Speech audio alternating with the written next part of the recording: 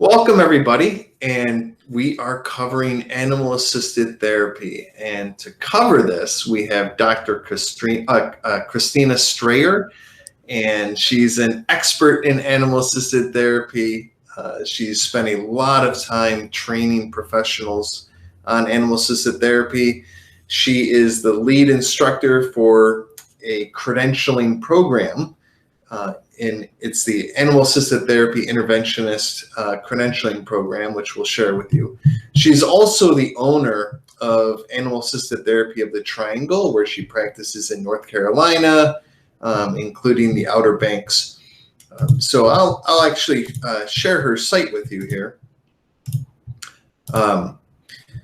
So this is their website, Animal Assisted Therapy of the Triangle. She provides education, consultation, counseling services to those in North Carolina. They provide telehealth services, which is fantastic.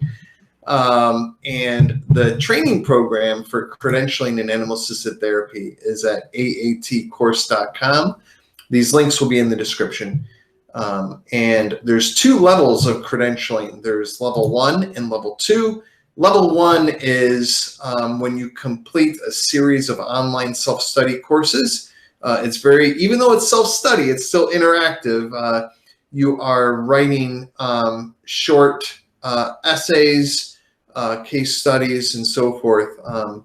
It's not that overwhelming though. It's fun and it's totally doable. And then level 2 is level 1 plus doing a 3-day live intensive at a therapeutic farm. So that's the AAT program.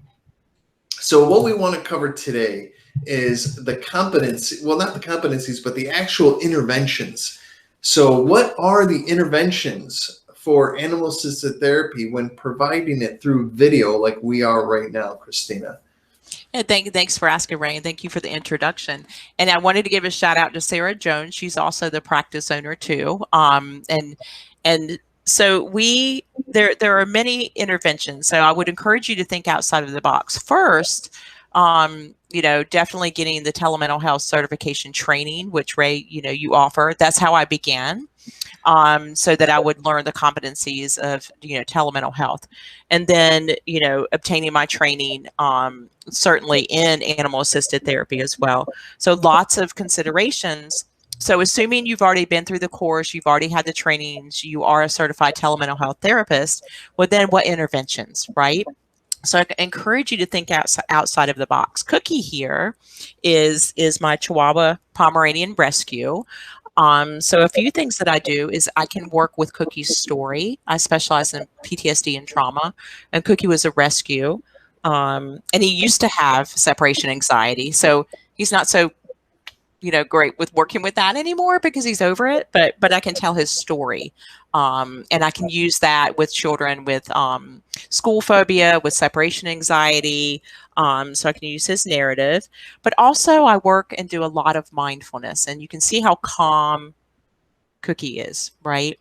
And so I can teach clients that Cookie is like this because of my energy, right? My tone of voice, I'm keeping my energy low. So he's not on high alert, but I can get his energy up if I need to, right? So I can work with this with clients who are depressed, and we can talk about, Cookie, would you like a treat? Right? Right? And he will. I'm not going to move the camera because I'm scared I'll lose you. But with clients, I'll put him on the floor and he can jump. I'm telling you, like 6 foot off the ground for a treat. And you can see how alert he is, right? So I can bring this into the moment, right?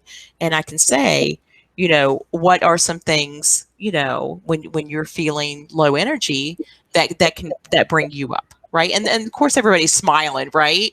But it's a simple intervention. No, it's peanut butter. It's your favorite. Okay. Not interested right now.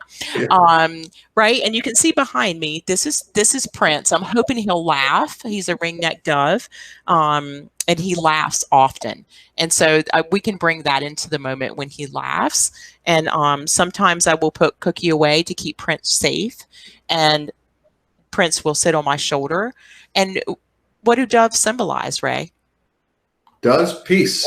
Exactly. So we can talk about what's blocking you from peace in your life. right? Mm-hmm. What are some things that used to bring you peace?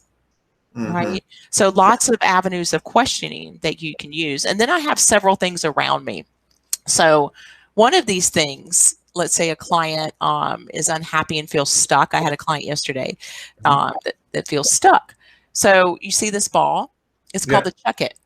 And so I'll simply start playing with Cookie and I'll say, what is it that you would like to chuck out of your life? Right. Yeah. I So like yeah, absolutely, absolutely. And so it just brings a lot of play, right? Especially with current times. I'm hearing a lot, as I'm sure other clinicians are, that on top of normal, symptoms that clients are, that are experiencing, this current state of current things, this pandemic, it is exasperating, their anxiety or their sadness or their motivation. So we'll also demonstrate, going back to mindfulness, let's say it's anxiety, right? I Mhm. will start petting Cookie very slowly. And we will do a mindful meditation of looking at his nose, and just I'll have the client describe him, going to his ears. What do they think even the texture of his fur might feel like? And we'll go all the way, and Cookie doesn't mind, he's trained. If I play with his paws, I'll put his paw up and I'll say, what do you think his paws might, feel like? And what do you notice about his nails? That they're white, they're also black. He has some spots under his fur. And we'll go all the way down to his tail. And what do you think happens by the time we're done? Oh, relaxed. Right. There, he's relaxed. He loves it. He's like, yes, yes. And then if the client also has an animal, which there's a lot of considerations there we won't go into today, but we do in training. So especially with minors, I will mention that you don't want to have a minor alone with their animal unless you've obtained consent and you ask the parent what interactions you need to look for, right? So Mhm. we've talked about this before, Ray. Like, what if the child starts tugging the ears? You need to know how to handle situations like that. But with clients, even with, I'll teach my clients bilateral stimulation and even tapping, if the animal enjoys it. Right. I have a client who, in the past, I've had clients that might have a cat. I've had clients with geckos, with dogs. And so knowing how to incorporate their animal, if the animal enjoys, the tapping or the mindfulness, with them. Mhm. Yeah. Yeah, Yeah. lots of, mhm. That makes sense. Yeah. All right. So is there any other, interventions you'd like to speak about? Mhm. Uh, Absolutely. So I don't always work inside. This is my office in my home, Mhm. but I also will incorporate animals in nature. Okay. So I can take my tablet out, and I always have a consent and discuss limits of confidentiality with clients, All and right. they so I can go out and we can talk about, I can go to the beach or the sound, or walk at the Nature Conservancy, and we can actually bring nature, into the setting with systems, right? Let's say a client is experiencing grief. We can talk about the cycles of the seasons, right? All right. Even hurricanes, we can Oh, talk yeah. about how do we prepare for crises. So even bringing it, so you can think beyond this. But a lot of time clinicians, especially when they finish our training, they're like, well, I don't have a dog yet. What do I do? Uh-huh. Again, narratives, think about birds, Yeah. I, yeah, I'm huge neuroscience geek, so what is your trauma response, or what is your crisis response? Is it fight? Is it flight? And so we can talk about what would activate Prince into flight, right? Uh-huh. Right. So if Cookie was a threat, he's going to go right into flight. Right. Right. So if that's a client's maladaptive strategy, that's a nice, comfortable way to bring that up. Yeah. Right. Right. So it really bypasses a lot of clients' uncomfortableness being vulnerable. Uh-huh. Yeah. It brings you Not directed right at them. exactly. Yeah. It's addressing their stuff, but through the animal. the animal story. Yeah. Absolutely. Yeah.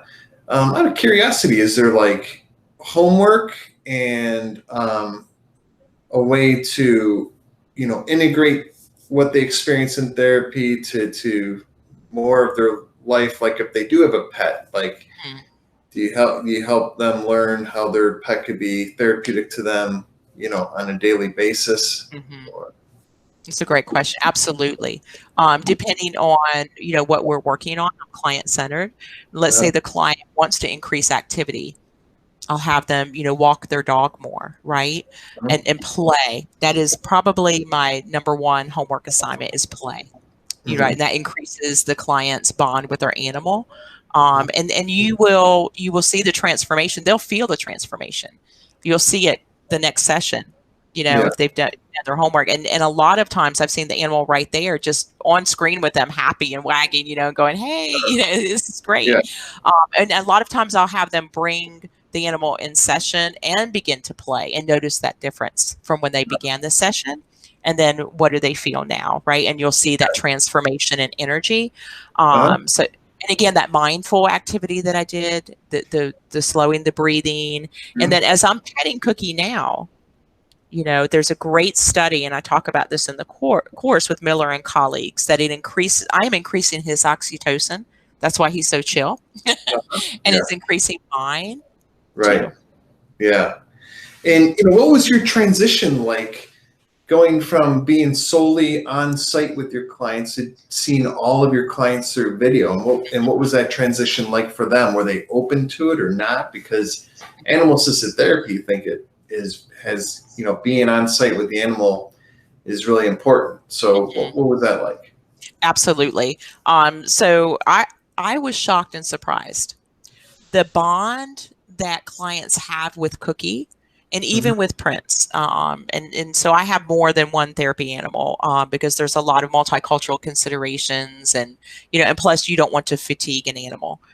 Cookie has a nice safe place here. When he's tired, he'll go to. But I was shocked and surprised that the clients were still interacting with Cookie, and their faces light up at the beginning of sessions. Yeah, and they're fine when he gets down and goes off screen. They're like, oh, self-care, and that's one thing we talk about a lot with animals. Cookie is free. I'm holding him right now, but if I put him down, do you want to still sit here, or do you want to? It is his nap time, by the way. So, but if he wants to get down, he wants to engage more. Cookie's very cat-like. Clients call him cat dog. He wants to get like literally on the keypad here. Right? Yeah.